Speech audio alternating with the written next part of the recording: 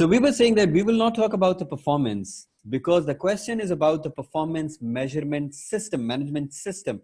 We have to say if the system was good or bad. We are not going to say if we are doing good or bad. We are going to say if the system, if these measures that we are measuring are good or bad.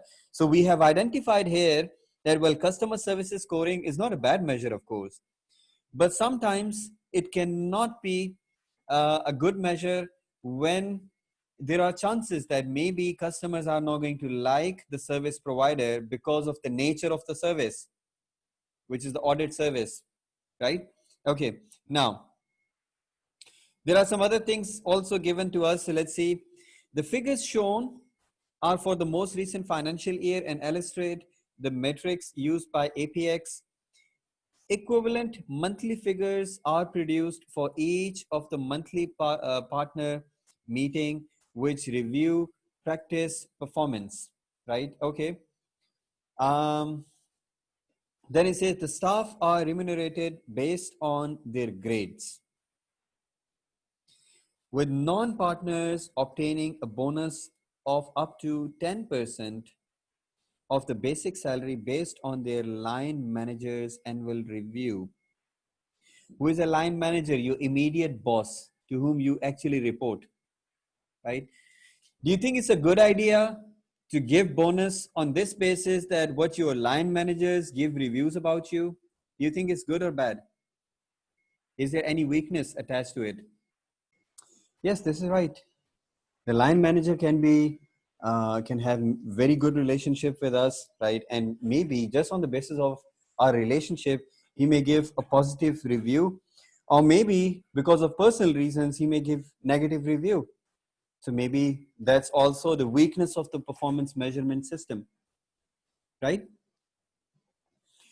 Let's see what else do we have. The partners receives a fixed salary with a share of the profit which depends on the contractual responsibility within the partnership, right? What do you think about it? Contractual responsibilities. Should the performance will be on the basis of contractual responsibilities? Okay, I'll put a static over here and then we'll discuss it later on, right? Okay, then it says the managing partner, right? The senior one, the senior boss of APX is dissatisfied with the existing performance management system. So again, in exam, if you see something like senior individuals at the board of directors, for example, or the managing director or the chief executive officer, right? If you see any person at this level, if that person is not satisfied with something, it means that there must be something wrong. It's actually a hint from your examiner that, look, there is something wrong with this and the managing director is not satisfied. So you have to look for the facts that what is wrong with the performance management system, right? Which means that in our question over here, we are going to get more negative points, right? Okay, what else do we have? As she is not convinced that it is helping to achieve the long-term goals of expanding the ultimate and ultimately floating the business on the national stock exchange. Now again, do you remember we said goals? Goals or the critical success factors. Goals are going to give us our critical success factors. And then the critical success factor needs to be measured. So if you are given goals in the question or critical success factors or mission statement, all these points are actually very important. And that means that your KPIs should actually deal with it. Your KPIs should be targeting these goals. So what is their goal? The goal is the long-term expanding and ultimately floating the business. So our goal is actually to grow the business and ultimately list it on the stock exchange, make it a listed company. That's the goal. And it means that we should have some performance measures which should be actually targeting these areas. These areas are the goal and it need to be measured. Okay. Therefore, she has asked you to consider, right? So you are going to consider the impact of applying Fitzgerald and Moon building block model approach to the performance management in this practice, right? So you are actually required to use the model. Which model? Building block model. Okay. Now, then it says, in addition to the marketing manager at APX believes that the firm as a whole um, doesn't pay enough attention to customer services, right? Now, there is another manager, the marketing manager. The marketing manager believes that our firm, APX, is not giving enough attention to customer services. At the last management meeting, he said, the marketing manager, that in his opinion, the customer services scoring, and it gives us a static, which means it's here, the customer, well, we should have a static over here. The customer services scoring, which is 3.4 for audit, 3.9 for tax, and 4.1 for business advisory, right? He's saying that was most important figure out of the performance matrices, right? So different performance measure, he thinks that customer services is the most important measure for us, right? Used by APX. And he said he felt it was no coincidence that the area of the business with the highest customer score had performed best financially also. So, well, what he's doing, he's saying that, look, business advisory has the best customer services scoring, right? And that's why it can be seen in the revenue also. It has the highest revenue. Well, maybe not the highest revenue, but it has, at least you can see that, highest increase in the sale. So the person is actually, what he's trying to say, he's saying that, well, customer services are very important because the business advisory was having best customer services. That's why we have highest increase in the sale in the business advisory. So he's trying to link the customer services scoring with the increase in the sales figure. Why? Because he's saying that, well, the customers are very happy, and that's why more and more customers are visiting that person. Is he right or wrong? What do you think? Is he right or wrong? Please never give a sweeping statement in the exam, or your examiner is going to call you what? A sweeper? No, please don't give a sweeping statement. Well, this is not completely wrong also. You can see that, well, of course, customer services is important. If we are going to give best customer services, more and more customers or more and more clients are going to visit us and the business is going to increase. But then we criticize it also. We said that, well, it can be because some services are not going to get the best customer services because of the nature of the service. So this statement is wrong also, and this statement is right also. This is not completely wrong, and this is not completely right, right? Okay, then it says the static is over here. The customer services scores reflect rating by the customers in relation to the level of the service they feel they have received from APX. So it is at the discretion of the customers, right? That whatever they want to give you. Okay, now we said we are going to write about the system. So do you think it's a good system or a bad system, right? So of course we cannot again say good or bad, right? So first of all, we need to analyze it. We need to analyze it deeper, right? We cannot simply say good or bad, right? And now because we have to use Fitzgerald and Moon model, so it means that the headlines, our main headlines should be the same, which is the dimensions, the standards, and the reward. So we are going to see what is wrong from the dimensions perspective, what is wrong from the standard perspective, and what is wrong from the rewards perspective. Now, before we write it down, what do you think? Is there any dimension of the performance which is missing in the above figures?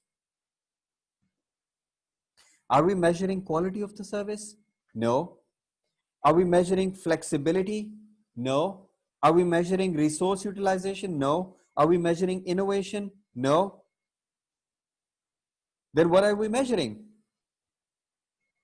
What we are measuring is only revenue and the profits, and that's it, right? The profits are we measuring and the revenue is measured. So a lot of the dimensions of the performance are actually missing. So we are going to criticize it. We're going to say that according to the Fitzgerald and Moon model, we are not actually considering anything. And if you just consider, we will say that, well, financial performance is considered, this one, and maybe up to some extent, the competitive performance is also considered. Like, for example, the growth in the revenue in comparison of the overall industry, right? That will give you your performance in comparison of your competitors. So the results are measured, but the determinants, none of the determinants are measured. We have ignored them, right? It means that's the weakness in the model, right? That's the weakness in the model, right? Okay. Can you see? Nothing has been mentioned from innovation, resource utilization, or flexibility, right? Nothing has been mentioned, right? Okay. Apart from that, or quality, well, the quality up to some extent is measured. We can say that, well, customer services scoring, this is actually focused on the quality of the service. So up to some extent, this is measured, but the rest are ignored, right? So that's from the dimensions perspective. The second one was ownership, achievability, and equity. Are we actually considering that the managers who are responsible for the figures or the targets, are they actually owning the target? Are those targets in their control, right? Are they achievable, right? Are they fair or not, right? Are we actually considering these three? What do you think? Considering from all these three perspectives, can you give me some idea? Do you think we are considering it? In the measurement system, management system, are we considering these three? What do you think? I'll give you one on equity. First of all, equity means fairness. And of course, we can see that, well, is this fair if you actually do it on the basis of profit margins, right? We are actually, let's say, we are only considering the profit margins, right, to reward, right? If you see, what are we considering here? Revenue, APX revenue, change in the revenue, profit margins, right? So on the basis of profit margin or the change in the revenue, if we are actually paying the rewards, is it actually fair? I don't think so it is fair. Why? Because of recession, of course, the business advisory partner will be performing better. He's going to get more business or she's going to get more business. But that's not in the control, and it's not actually fair with the audit and the tax manager. So even if they are working very hard, they cannot beat the business advisory manager just because of their circumstances. So it means that the performance measure will not be fair. Does it make sense, everyone? What do you think? The other thing is the profit margin. If we are actually comparing the profit margin of the audit manager with the tax manager and the tax manager with the business advisory manager, right? Do you think it's a fair comparison? Again, we said we should not actually compare them with each other. We should be comparing them with the industry, right? Now, that was equity, fairness. What about ownership? Did we ask in the question or in this scenario, did we ask anything from the managers that what should be the target? Are they actually owning their targets? No. So it means ownership is totally ignored. Equity was considered, and we said that equity is not considered, and we said it's actually not fair, right? Ownership is totally ignored. We have not even discussed what about ownership. Are they actually owning the target? What about achievability, right? Are we actually saying that the targets are achievable or not? No, totally ignored. This is also ignored. This is also ignored, right? So we are touching equity for some extent, but we have ignored them from the Fitzgerald and Moon model. building block model. From this perspective, we have ignored it, right? What about the reward system? Do we have anything about the reward, right? Well, I actually remember one point that it was based on your line manager's review. So yes, the rewards, we can say that it will consider clarity, but the rewards are not very clear, right? You won't know if you're going to get the reward or not. You won't know if you are going to get the bonus or not. It actually depends on your manager. So you don't have actually clear targets that you're going to achieve this target to get the reward. It's not very clear.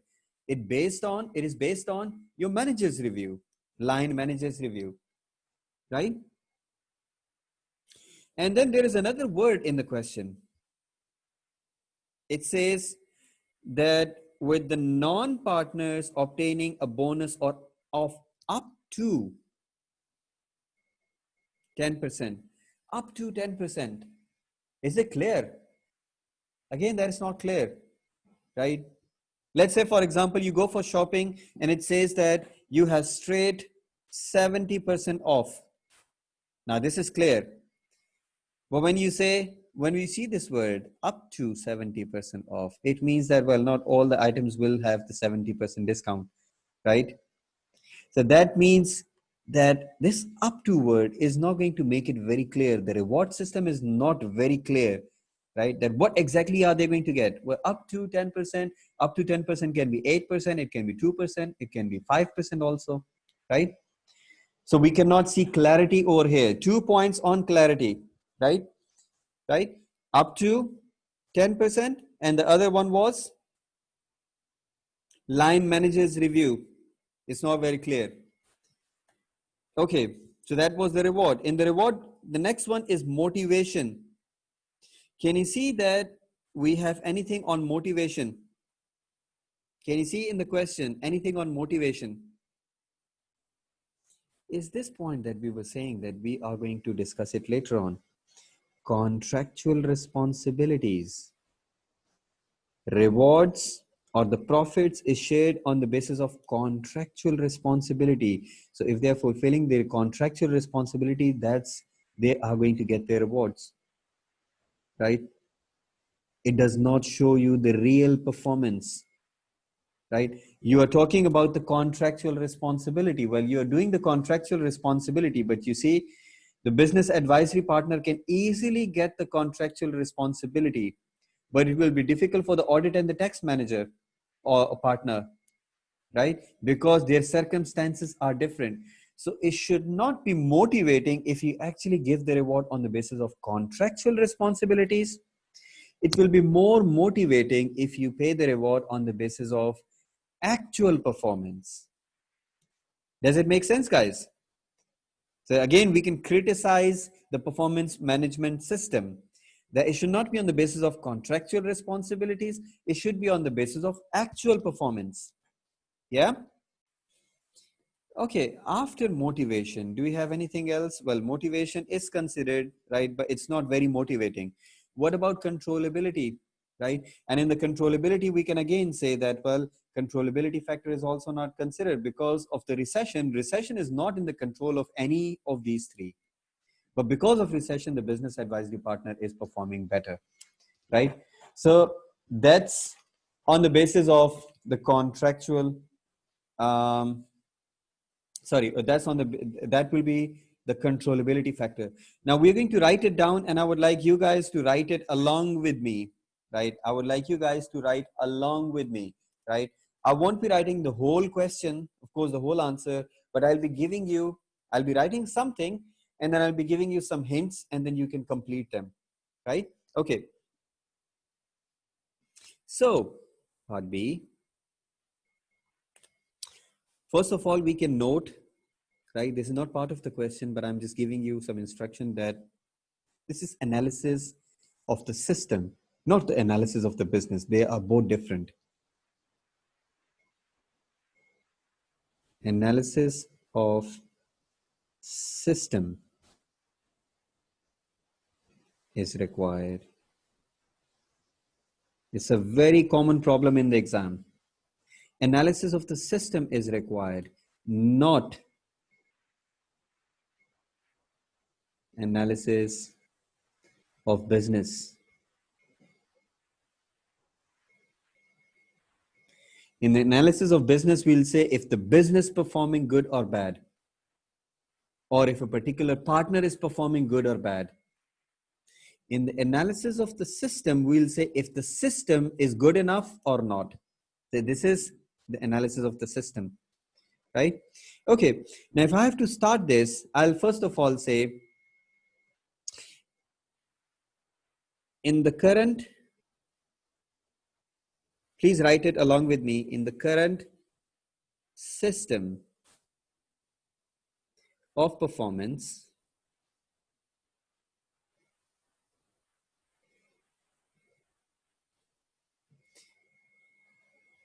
management, in the current system of performance management, not all areas of building block model are covered. Not all areas of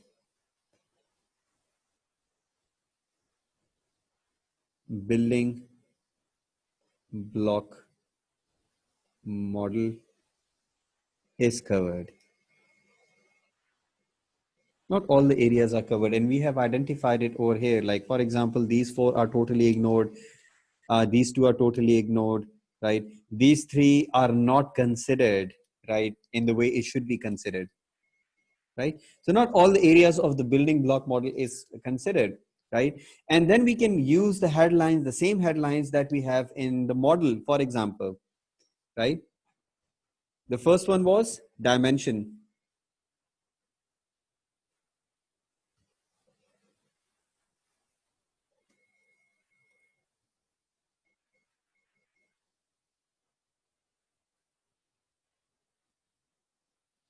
Dimensions of the performance, right? So I'm going to give you the bullet points now. We have considered the financial performance,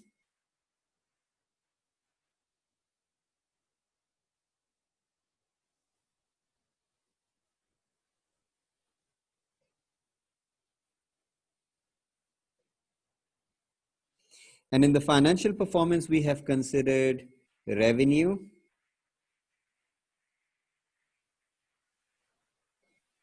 growth, revenue growth. We have also considered profits or profit margins, right? We actually have considered them, right? From the comparative performance, we also have not completely or detailed considered it, but yes, there are something that are given to us, right? So we'll say comparative performance.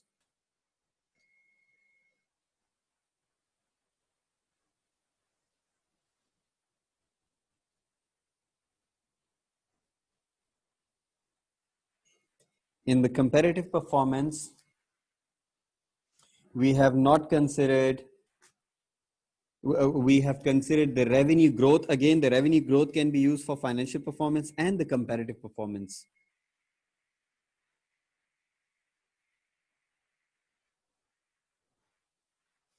If the revenue is growing, it is actually giving us some idea that we are performing better as compared to the industry, for example, right? But apart from that, is there anything else considered? Well, quality is considered also, which is the customer service rating.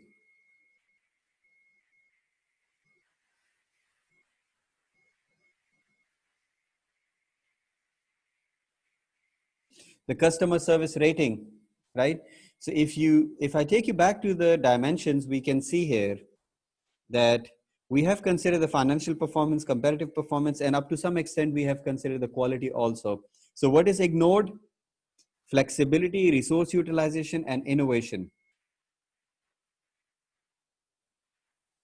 So we can say then,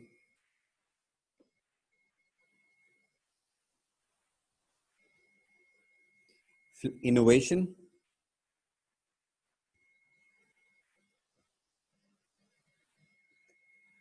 Resource utilization.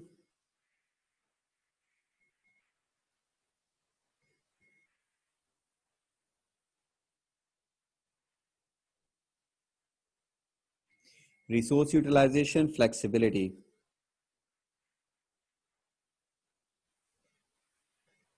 We can say that these three are ignored, right? Guys, be very careful. This is not how you write it in the exam. Of course, in the exam, you should be writing it in a paragraph, right? But I'm just giving you the bullet points so that you can understand it, right? And along with this, if you want, you can link it with this, right? That what was our aim, main aim? We wanted to expand the business, growth in the business, right? These non-financial performance indicators, right? These non-financial performance indicators, right? Or for example, these critical success factors in this situation, right, are actually very important for the growth of the business. So we can say this is very important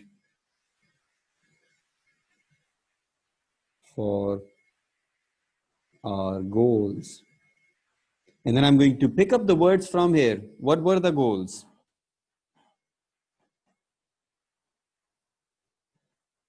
Expanding and ultimately floating the business. So I'll say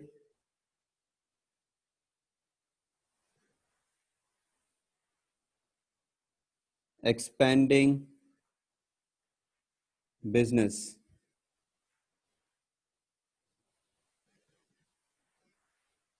right? Expanding the business, right? For this goals, of course, we need to measure innovation. Innovation, if you'll have more and more innovation, it will attract more customers. If you will have more better resource utilization, this will reduce your cost. If you offer more and more flexibility, it will actually increase again your number of customers. For example, it will attract more customers and it will expand your business. But these three are totally ignored, right? Any issue with the dimensions? Any issue with the dimensions of performance? Anyone having any issue with the dimensions of performance? Now, after the dimensions, we have standards. So we'll see from the standards perspective. So I'll again give another headline like the dimensions. I'll have another headline, standards.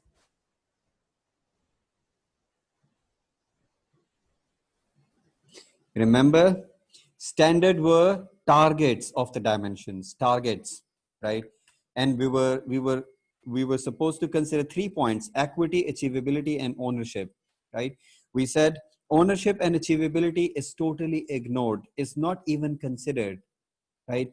And equity, which is fairness, and our performance measurement system is not actually very fair. And then we can actually explain it. So I'll start from equity.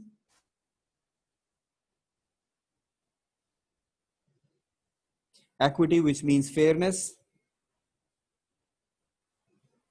like all the partners should get equally challenging targets, right? Now, we can explain it further. We can say, due to recession,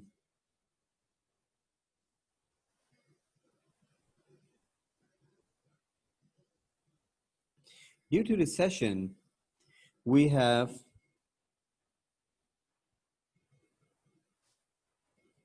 more cases of insolvency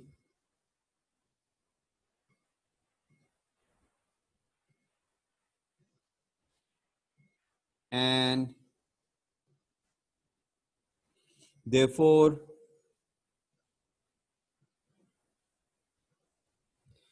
business advisory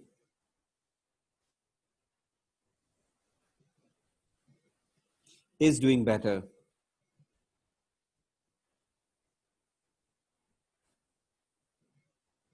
right? The business advisory service was doing better than tax and audit service.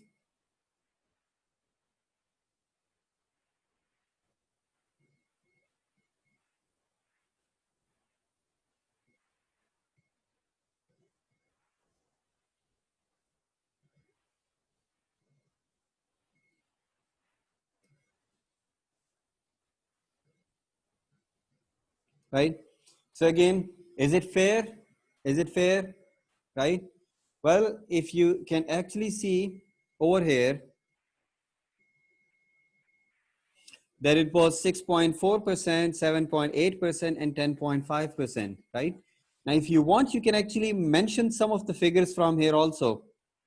There's 6.4 in comparison of 7.8 and in comparison of 10.5, right? It is showing that tax is actually, it's showing that tax and audit department are not as good as business advisory, right?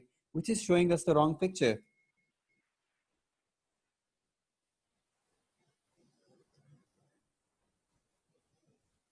It shows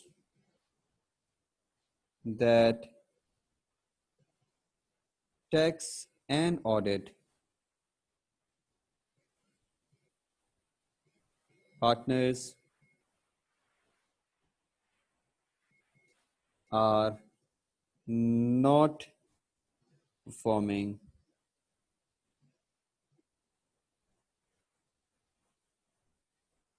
like business advisory,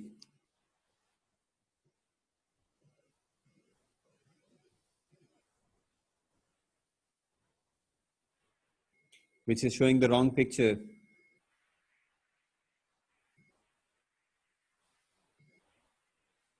right? Please stop me if you don't understand something.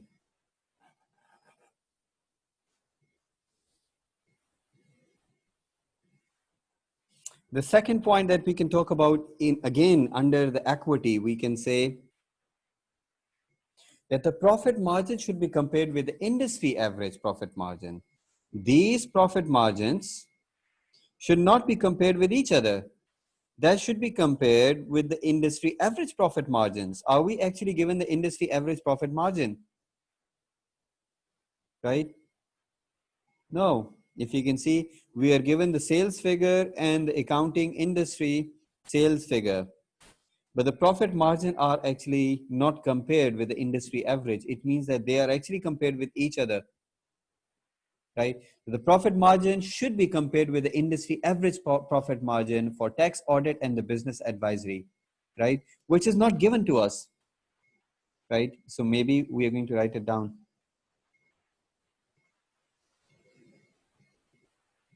Profit margin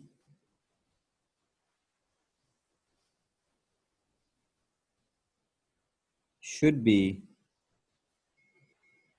compared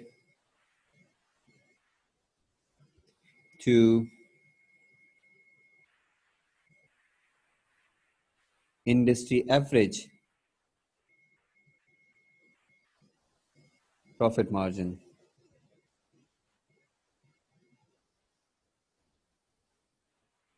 right? For